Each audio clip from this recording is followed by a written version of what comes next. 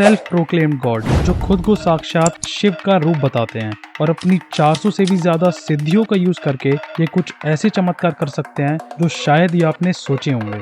Day starts with sunrise. I don't know how many of you today observed. I got a little late for the Dwajarohana. It is supposed to be 6:40 to 7. I told the sun, don't come out till I finish the Dwajarohana. And today 40 minutes sunrise late. अगर किसी जानवर को तुम्हें संस्कृत में बोलते हुए देखना है तो ही इज योर मैन। अगर तुम्हें सूर्योदय को 40 मिनट से डिले कराना है तो ही इज योर मैन। अगर E = mc² को गलत प्रूव कराना है तो ही इज योर मैन। और यहाँ तक कि अगर तुम्हें अपनी तीसरी आंख खोलनी है तो ही इज योर मैन। और भी ना जाने ऐसे कितने चमत्कारों को अपनी सिद्धियों से सच करने वाले ज्ञानी और दिलदार नित्यानंद का कहना है कि ये सब तुम्हारा हो सकता है। वो खुद तुम्हें ये सब सिखाएंगे, बस तुम्हें उनके लिए निष्ठा की शपथ और डोनेशंस करने हैं। कुछ ऐसा ही है इस खुद को शिव कहने वाले स्वामी की कहानी, जो कि असल में एक रेप अक्यूज्ड भगोड़ा है, जिसके ऊपर rape allegations, sexual abuse, abducting children, abusing children जैसे आरोप लगे हुए हैं। और ये सभी काम होते हैं in the name of God. और आपको सुनकर शायद बहुत हैरानी होगी, पर आज ये कोई जेल में नहीं बल्कि ये खुद की स्टैब्लिश्ड कंट्री के मालिक हैं। नमस्कार दोस्तों, मैं हूं शांतनु शर्मा और आज हम बात करने जा रहे हैं खुद को भगवान शिव के अवतार बताने वाले द सेक्स स्वामी नित्यानंद की। नित्यानंद का असली नाम अरुणाचलम राजासेकरन है, जिसका जन्म तिरुवन्नामलाई तमिलनाडु में फादर अरुणाचलम और मदर लोक नायकी के यहाँ हुआ था।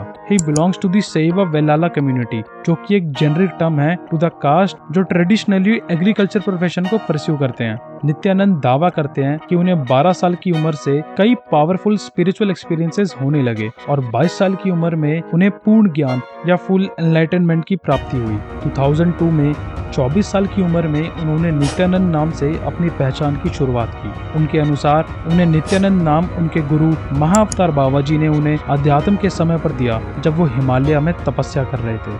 2003 में वो बेंगलोर के पास अपने खुद के आश्रम ध्यानपीतम की शुरुआत करते हैं। आपको जान के शायद हैरानी होगी, लेकिन ये हिंदू यूनिवर्सिटी ऑफ अमेरिका के फॉर्मर चेयरमैन भी रह चुके हैं। 2012 में Watkins mind body spirit magazine ने उन्हें 100 most spiritually influential living people में मेंशन करा। साथ ही में 2012 में उन्हें मदुराई अधीनम, जो कि शिव शक्ति के one of the most important तीर्थ में से एक है, वहाँ इन्हें 293rd मेन पुजारी के रूप में अपॉइंट करा गया।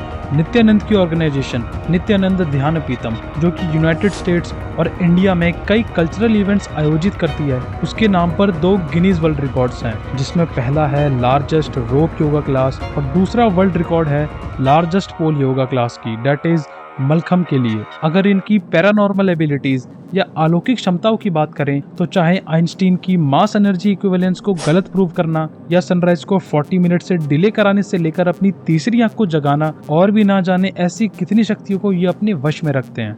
लेकिन इन सब शक्तियों से प्रभावशाली शक्ति जिसका इस्तेमाल करके इन्होंने लाखों करोड़ों लोगों को वश में कर लिया और अपना खुद का ही एक साम्राज्य बना लिया, और वो शक्ति है झूठी आस्था। भगवान का नाम लेके इन्होंने भारत के आम लोगों के साथ साथ भारत की सरकार को भी चकमा दे दिया। इस सब की शुरुआत होती है 2010 में, जब इनकी तमिल एक्ट्रेस रंजीता के साथ बेडरूम की वीडियोस न्यूज मीडिया में वायरल हो जाती हैं। रंजीता और नित्यानंद दोनों ही इस वीडियो को एडिटेड और बदला हुआ बताते हैं। हालांकि बेंगलोर के फॉरेंसिक साइंस लेबोरेटरी ने ये कंफर्म करा कि वीडियो पूरी तरह से असली है और वीडियो में नजर आने वाले लोग नित्यानंद और रंजीता ही हैं। एक्ट्रेस रंजीता ने सन टीवी, जिसने वो वीडियो पब्लिश करी थी, उसके साथ साथ कई और मीडिया चैनल्स के अगेंस्ट कर्नाटका के हाई कोर्ट में कंप्लेंट फाइल करी, जिसके चलते सभी चैनल्स को रंजीता की गरिमा और प्राइवेसी न रखने के लिए माफी मांगने को कहा गया। 2010 में ही नित्यानंद के ही शिष्य एक अमेरिकन वुमेन आरती राव द्वारा उस पर रेप के आरोप लगाए गए, जिसमें वो क्लेम करती हैं कि नित्यानंद ने उन्हें कॉन्टिन्यूसली 5 साल के दौरान रेप करा। मोरोवर उन्होंने बताया कि वो नित्यानंद से योगा और मेडिटेशन सीखने आई थी और नित्यानंद ने ऐसा आश्वासन दिलाया कि वो एकमात्र चुनी हुई महिला है जिसे भगवान ने खुद उसकी साथी के रूप में नियुक्त कराए। मोरोवर उन्हें यह लगता था कि उनका पर्सनल योगी न सिर्फ एक प्रबुद्ध गुरु है बल्कि एक साक्षात अवतार भी, और उन्हें लगता था कि वो भगवान के साथ संबंध रख रही हैं। जिसके बाद उन्होंने यह पाया कि ऐसा सिर्फ उन्हीं के साथ नहीं हो रहा, नित्यानंद और भी कई शिष्यों के साथ ऐसा कर रहा है। आरती राव ने मिशिगन और इंडिया दोनों में ही नित्यानंद के अगेंस्ट कंप्लेन फाइल करी, लेकिन फिर भी नित्यानंद अपने ब्रेन वॉश किए गए शिष्यों के साथ मिलकर उसके आलोचक और चश्मदीदों को परेशान करता रहा।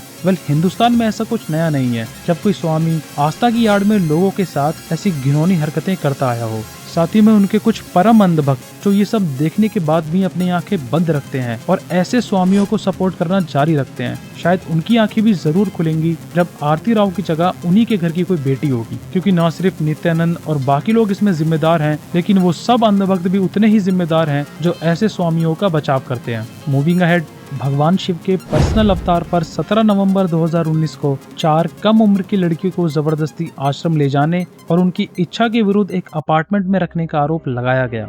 इन सभी आरोपों को देखते हुए 20 नवंबर 2019 को गुजरात पुलिस एक स्टेटमेंट इशू करती है, जिसमें वो मेंशन करती है कि नित्यानंद कई अदालती सुनवाई में उपस्थित न होने के बाद इंडिया से भाग चुका है। गुजरात पुलिस का मानना था कि वो एक्वाडोर या ट्रिनिडैड एंड टोबैगो के बीच कहीं फेरबदल कर सकता है। वहीं दूसरी तरफ कई न्यूज रिपोर्ट के अकॉर्डिंग वो एक्वाडोर भाग गया था, सिंस एक्वाडोर और इंडिया के बीच एक्स्ट्राडिशन की ट्रीटी नहीं है, जिसकी मदद से नित्यानंद को एक्वाडोर में अरेस्ट करना मुमकिन नहीं था। मोरोवर उसी महीने में एक्वाडोर की एम्बेसी ने स्टेटमेंट जारी किया कि उन्होंने नित्यानंद को ना ही कोई शरण दी है और ना ही कोई जमीन या आइलैंड, बट उन्होंने ये जरूर कंफर्म करा कि नित्यानंद वहाँ आया जरूर था।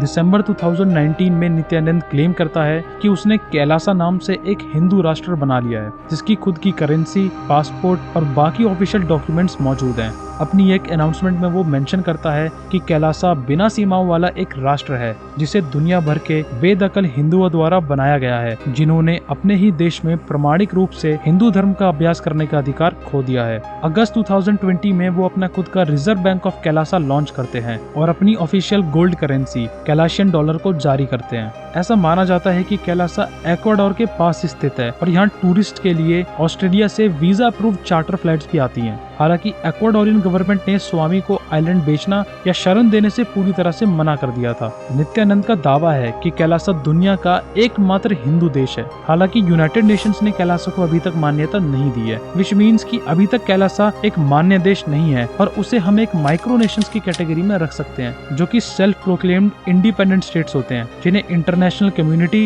या यूनाइटेड स्टेट्स द्वारा मान्यता प्राप्त नहीं होती है। 22 एंड 24 फरवरी 2023 को कैलासा की परमानेंट एम्बेसडर विजय प्रिया नित्यानंद यूनाइटेड नेशंस की जिनेवा में आयोजित 2 कमेटी मीटिंग्स को अटेंड करते हुए नजर आई, जहां उनके सबमिशंस को रिप्रेजेंटेटिव्स ने एकदम इररिलेवेंट बताया और कंसिडरेशन में नहीं लिए गए।